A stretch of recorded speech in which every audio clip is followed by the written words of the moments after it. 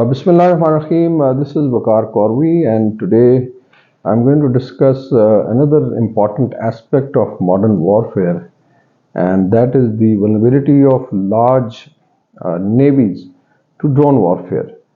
As you may be aware, that last 2 years have seen tremendous developments and innovation by not only states but also non-state actors like the Houthis.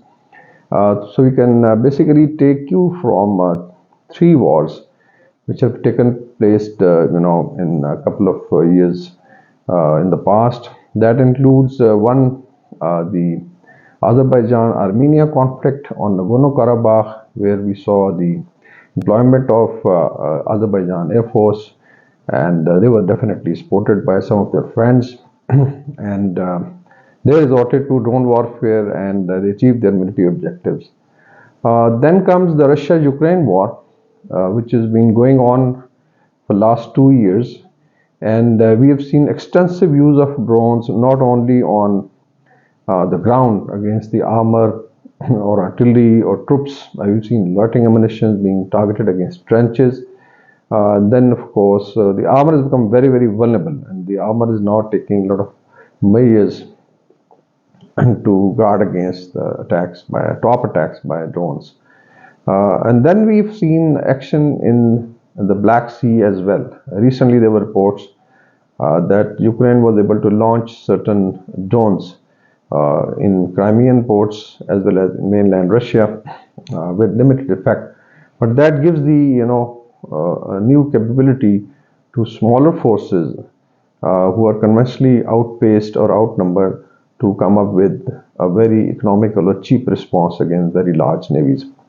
But I think the main war which is to be seen, or the conflict, is Palestine-Israel conflict, which started on 7th October. And the axis of resistance, which includes Hamas in Palestine, you have Hezbollah in southern Lebanon, you have Kataib Hezbollah in Iraq, and then you have Houthis or Ansarullah in Yemen. Basically, they have been using extensively the drones as well as missiles, and they have, I think, created strategic effect. Now, if you look at the military potential of Houthis, it's not comparable with what, let's say, Pakistan or Iran has, because in terms of conventional weapon systems, missiles, and drone technologies, Pakistan is much ahead of that. So it's very, very encouraging to understand their tactics and strategy, and how can Pakistan also beat the asymmetry, especially threat from Indian Navy, which has aircraft carriers, submarines, and they've been claiming that they have the ability to basically do a naval blockade of Pakistani ports by deploying Indian Navy in war and denying Pakistan use of sea and sea lines of communication. So we'll basically highlight what is the future of drone technology vis-a-vis large navies, and can innovative use of drones and missiles change the maritime warfare. And that's, I think, we'll just basically take example of hypothetical example from India-Pakistan future war. Now, there's also an element of availability of the technology. If you look at the leaders other than US, China, and Russia in terms of missile and drones or remotely piloted vehicles development, in the region you have Turkey, which is one of the best drone technologies. Then you have Iran, especially if you look at the Shahid drone with extended range of 2,500 kilometers. And if you look at the Iranian, I think, strategy, if you look at their naval forces, they have actually moved on to missiles and drones. And even Russians have been, I think, importing drones for use against Ukraine. So if you look at Pakistan in the region, it also has this indigenous technology to develop missiles of different ranges. And then, of course, cruise missiles like Babar, and it has different versions of maritime, air, and land. And then it has also good relationship with China, Turkey, and it means that Pakistan can also acquire state-of-the-art technologies and also go for indigenous production. Now, if a state develops missile and drone technology to a level that you can resort to swarm tactics and you are able to saturate the other response, I think as far as the maritime theater of North Arabian Sea or Indian Ocean is concerned, Pakistan can have a very clear advantage. I'll also take help from some of the maps that I have prepared. The first map is basically of the overall region in which we have from the north Turkey, Iran, Central Asian republics, Pakistan, and India, going up to Bangladesh and Myanmar. And in the south, you have two important uh, uh, sea lines of communication. One is, of course, the Persian Gulf, which draws a lot of oil and gas and commercial trade. And then you have the Red Sea, which skirts around Bab el Mandab and opens into North Arabian Sea. And then in the north west, it is connected through Suez Canal to Mediterranean Sea. So this is the theater that we are basically going to focus. Now, if you look at the maritime trade, which is the next slide, and let's focus on India in terms of its commercial shipping. One, of course, is their connection with the Far East, where Pakistan has the capability through missiles, but definitely India is more vulnerable towards this western seaboard, right from Kandla port in Gujarat, coming down to Mumbai, and then there are ports, number of ports in the western along the western seaboard down to Sri Lanka.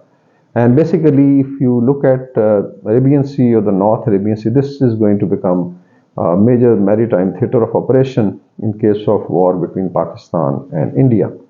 Now, the commercial trade, there are, I think, 4 to 5 routes which have been displayed in this map. As far as Indian western ports or even eastern seaboard is concerned, there's a lot of trade and energy import from Persian Gulf. So a major chunk of their oil is coming from Persian Gulf, which includes Saudi Arabia, includes UAE and maybe Iran. And then, of course, it passes right in front of Pakistani ports of Gwadar and Karachi. So this is the shortest route to Kandla, and Kandla is a very huge oil terminal as well. So this is where Pakistan has a geostrategic advantage, that Indian sea lines of communication pass very close to Pakistan. The other route, of course, is originated from Mumbai or south, and it moves straight away towards Oman, south of Ras Al Had and the port of Salalah, and then it skirts along the Yemeni's maritime boundaries, passes through the Bab el Mandab, the choke point, which has now become very, very famous because of a lot of activity, and then goes to Suez Canal onward to Mediterranean Sea. And even if you look at India, Middle East, Europe corridor, again it has to pass in front of Pakistani coastlines, and it means that Indian commercial as well as military, passing through these sea routes is vulnerable. Then, of course, is a direct route from southern India, which goes straight away towards Africa, skirts around Somalia, and then it goes via Cape of Good Hope to North America or Europe. But then that's a very long route. So it means that Indian commercial interests are vulnerable in the Indian Ocean, part of the Indian Ocean, which is basically west of India, as well as Arabian and North Arabian seas.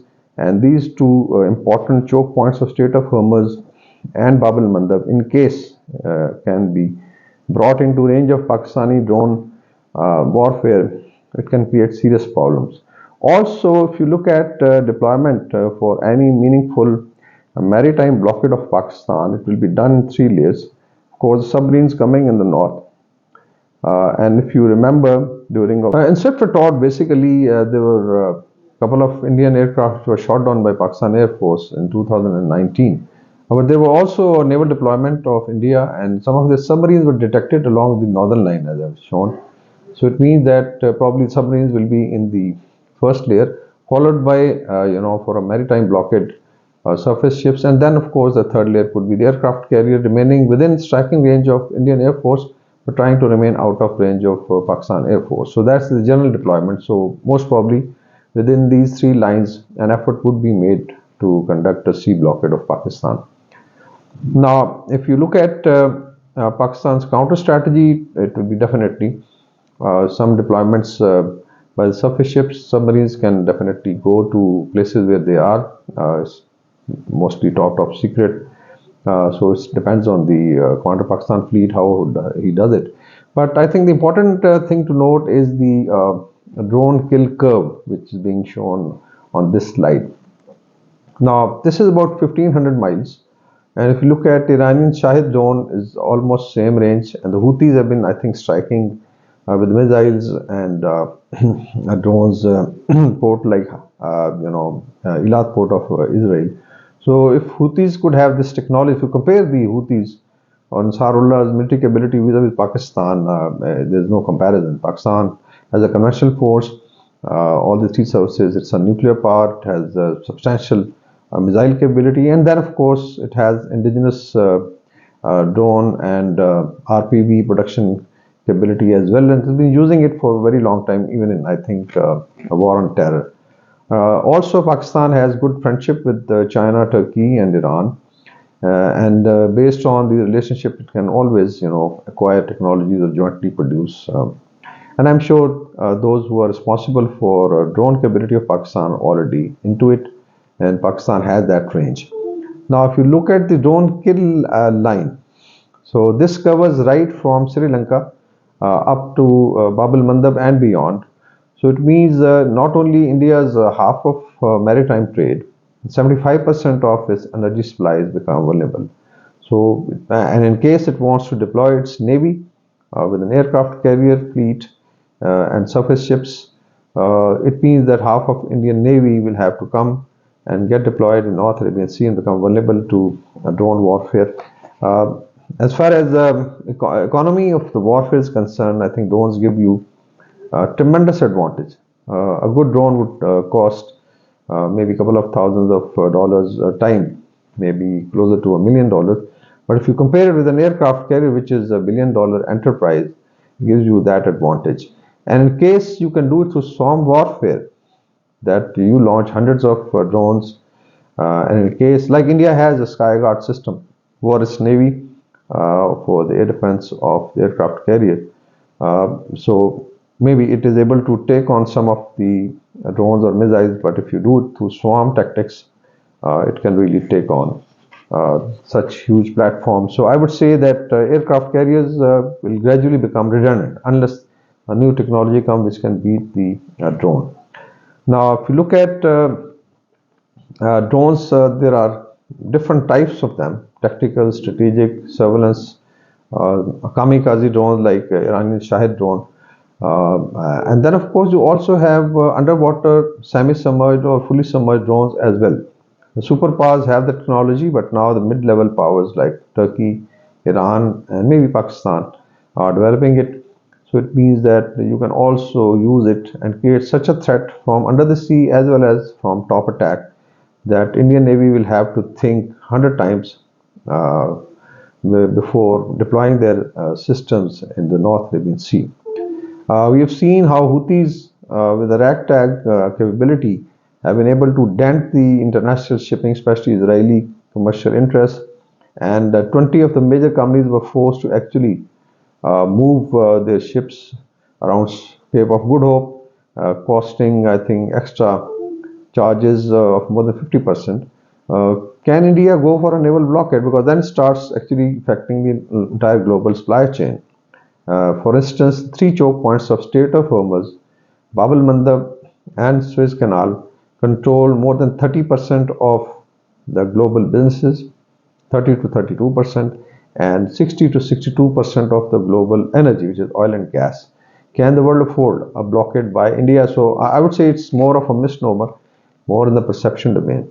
But main thing which is now available with Pakistan is to fight an asymmetric war in Arabian Sea and even beyond. Pakistan with extended range can start affecting the Indian eastern seaboard up to the Vizag, the Visakhapatnam port, from where mostly the aircraft carriers do operate.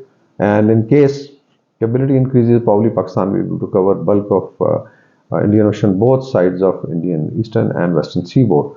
So that's, I think, a kind of analysis that I presented to the audience, and I'm sure Pakistan Navy and Pakistan military forces, defense forces of Pakistan already on it. So it's just a reminder that this angle can also be seen. I'm sure this video will be watched by the Indians very keenly, and let's see them commenting. I end this video with a message that one, probably drone warfare is going to be dominant in next couple of years. Is it going to make large platforms like aircraft carriers, battleships, destroyers, and frigates redundant? I don't know. But it has been displayed that smaller nations, even non-state actors, can do it if they use it innovatively in asymmetric warfare and can create serious challenge to any big maritime power. So thank you so much, and in case you like the video, please subscribe and like and also share, and also put your comments. Allah Hafiz.